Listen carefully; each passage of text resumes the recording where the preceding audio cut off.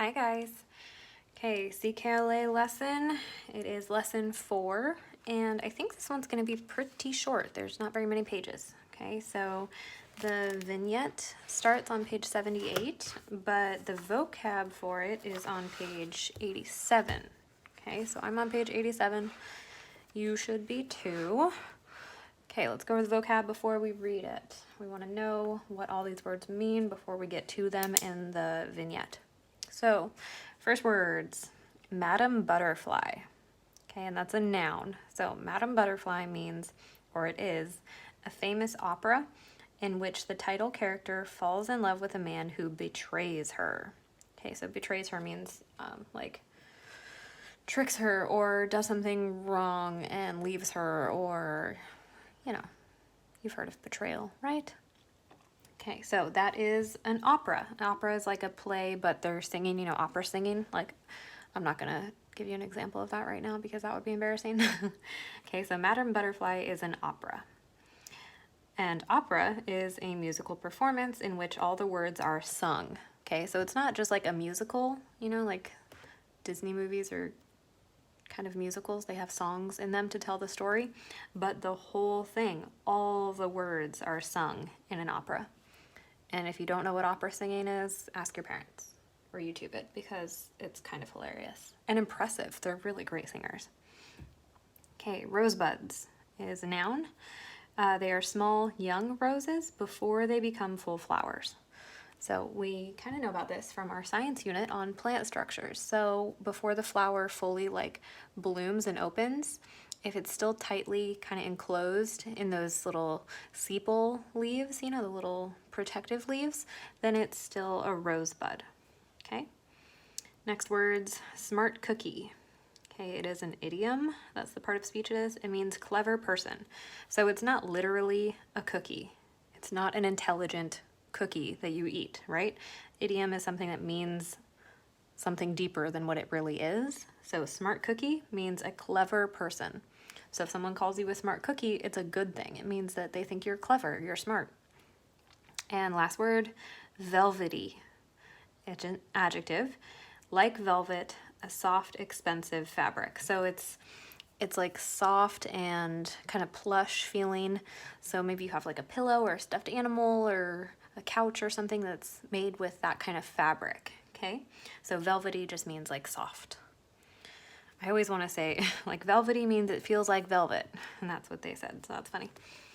Okay, so that's all our vocab words, not very many, and the vignette's really short too, okay? So back on page 78 and 79 for the vignette reading, and it's titled A Smart Cookie, okay? So on page 79 I'm starting, and your job is to track while I'm reading out loud or fast forward through this part, read it on your own. Okay, here we are. I could have been somebody, you know, my mother says and sighs. She has lived in this city her whole life. She can speak 2 languages. She can sing an opera. She knows how to fix a TV, but she doesn't know which subway train to take to get to downtown. I hold her hand very tight while we wait for the right train to arrive. Okay, I'm gonna pause real quick. This first line, I could have been somebody, you know? And that's her mother talking. So this is Esperanza's mother. Saying that means like I could have been somebody famous. Like I could have done so much more with my life. I could have been somebody. Okay, so sounds a bit negative. Mom sounds like she's maybe unhappy with the way her life has gone. That's just the feeling I'm getting from that first line from her, okay? Second paragraph. She used to draw when she had time. Now she draws with a needle and thread. Little knotted rosebuds, tulips made of silk thread. Someday she would like to go to the ballet. Someday she would like to see a play. She borrows opera records from the public library and sings with velvety lungs, powerful as morning glories. Today, while cooking oatmeal, she is Madame Butterfly until she sighs and points the wooden spoon at me. I could have been somebody, you know. Esperanza, you go to school. Study hard. That Madame Butterfly was a fool. She stirs the oatmeal. Look at my comadres. Spanish word. Not sure what that means yet. Comadres. She means Zara, whose husband left, and Yolanda, whose husband is dead. Got to take care all your own, she says, shaking her head. I'm going to pause before I get to that next part. So she's singing her opera in this paragraph, and then she's talking to Esperanza, saying, you know, go to school, study hard, become something. And Madame Butterfly was a fool. That's because she was betrayed by her husband in the opera, remember? And then she says, look at my comadres. So I think that's friends. So look at my friends. And she means her friend whose husband left and her other friend whose husband is dead. And she says, got to take care all your own. So it means basically, you got to take care of yourself. You got to look out for yourself. Then, out of nowhere, shame is a bad thing, you know? It keeps you down. You want to know why I quit school? Because I didn't have nice clothes. No clothes, but I had brains. Yep, she says, disgusted, stirring again. I was a smart cookie then. And that's the whole thing.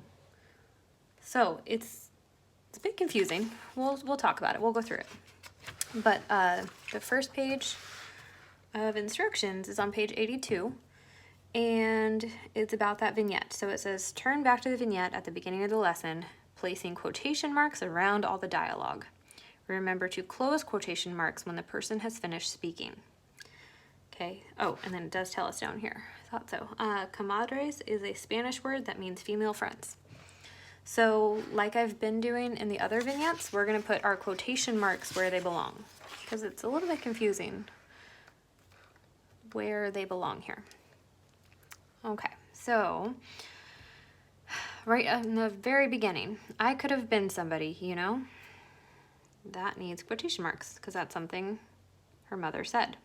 So the end quotation marks, you need to cap it and end it before the tag, my mother says. Could have been somebody, you know? My mother says and sighs. She lived in the city her whole life. She can speak 2 languages, she can sing an opera, she knows how to fix a TV. But she doesn't know which subway train to take to get to downtown. I hold her hand very tight while we wait for the right train to arrive. Okay, that's the only bit of dialogue, just that very first bit. In that first paragraph, anyway. Okay, and the second one, I don't think there was any. I'll scan real quick. Oh, did you guys know what it means when she says now she draws with a needle and thread? That's like embroidery. So, you know, like the sewing when usually it's on like a hoop, like a circle, and it's just the white fabric, and people like use different color threads to like make pictures, like cross stitching or embroidery. They're really pretty. So that's cool. Go to the ballet, want to see a play, opera records, singing. Okay, none in the second paragraph. Third paragraph, there was a lot. Today, while cooking oatmeal, she is Madame Butterfly until she sighs and points the wooden spoon at me. I could have been somebody, you know? So this is the beginning. So my quotation marks kind of hug in that way. I could have been somebody, you know? Esperanza, you go to school. Study hard. That Madame Butterfly was a fool. She stirs the oatmeal. Okay, I don't think she says she stirs the oatmeal. I think that's just something she does. But the last line she said was that Madame Butterfly was a fool. So I need to close that line of dialogue right there. She stirs the oatmeal is just an action she does, right? She's stirring the oatmeal. She's in the kitchen. Look at my comadres. So she starts talking again right there. But that's all she said. It ends. Because then Esperanza's explaining. She means Zara, whose husband left, and Yolanda, whose husband is dead. Gotta take care all your own, she says, shaking her head. So again, she says this line. Got to take care all your own, she says, shaking her head. So there's a lot. I'm gonna underline it too because this kind of just looks like a mess. I could have been somebody you know. Esperanza, you go to school, study hard. That Madame Butterfly was a fool. So that's all one. Okay, so my dialogue starts here, ends there. Then she said, look at my comadres. And she said, got to take care all your own. So you don't have to underline it. Don't worry about that. I just did to make it a little clearer for you, okay? And then on the next page, she had more dialogue. Shame is a bad thing, you know? So she starts talking again here. It keeps you down. You want to know why I quit school? Because I didn't have nice clothes. No clothes, but I had brains. So that whole thing, that whole paragraph is everything she's saying out loud to Esperanza. And the reason she didn't go to school is because she didn't have nice clothes. That's odd. Strange. Yep, she says, disgusted. So just yep. I was a smart cookie then. I think that's the last of it. So she said, yep, I was a smart cookie then. And this whole paragraph, but I'm not going to underline every word in that paragraph, right? Okay. So, done. We found all the dialogue. Check. Okay, this next page is another acting one. So if you have been doing those activities and you like the acting, read through the instructions, find somebody at your house, or you can do it by yourself to do this part with. Read through the instructions, you can do the acting if you want to. You don't have to. Since we're not at school, you know, and maybe you don't have anybody to do the acting with, or you don't want to do it by yourself, that's okay. All right, and then the last part of this lesson is writing. And this, I hope, takes you a while. They give you a lot of space. So they give you this whole page and this whole page, okay? And then the page after that is the vocab that we did. So this writing is the last bit of this lesson. And right now I can see the time we've only done about 10, 12 minutes so far. So I want you guys to put in your very best effort with this writing prompt, okay? I want you to really think about it and put a really big, good effort into the writing response, okay? So it says, think about whether other people's views are holding you back, or whether they make you want to work harder or do more. In the space below, write how you think you respond to other people's opinions and whether you would like to change, whether you would like that to change, okay? So are other people's views holding you back? Or do they make you want to work harder and do more? Okay, so in your life, how are you feeling, you know, about school, about what you want to be when you grow up? Just what do you want your life to be? Are there people in your life holding you back, like keeping you from doing those things? So if there are people saying things like, you know, oh, you can't do that, you know, you have to just, maybe they have a different opinion on what you should do when you grow up, or how you should be at school or sports or anything like that, okay? If somebody's holding you back from doing what you want to do, you can write about that and how that makes you feel and what that's like on these pages, okay? Or are people making you want to work harder and do better and do more, okay? You could write about that and take a positive spin on it. So maybe your parents or a family member or, you know, your favorite teacher are making you want to work harder in life and pursue goals that you never really thought you had before. Maybe you never really considered going to college, but now maybe it's a great idea. Maybe somebody's, you know, pushing you towards wanting to work harder. Or it could be about sports or any kind of activity, right? Maybe you have a coach or somebody who's making you want to practice more and do better and be a leader on your team, okay? Anything, it could be anything like that. So how do you think you respond to other people's opinions? So how do their opinions about your life and your goals make you feel, and how do you respond to that? So if people are holding you back, do you still push ahead and work towards those goals and prove them wrong? Or do you kind of shrink back into your own self and decide like, yeah, you're right, I'm not good enough to do that thing, okay? Or if there are people who make you want to work harder, how are you responding to that good opinion, okay? Are you pursuing that? Are you listening to their advice, okay? So, let's see, how could we start this? First, you could say, you know, in my life, I want to blank, and that could be your goal, okay?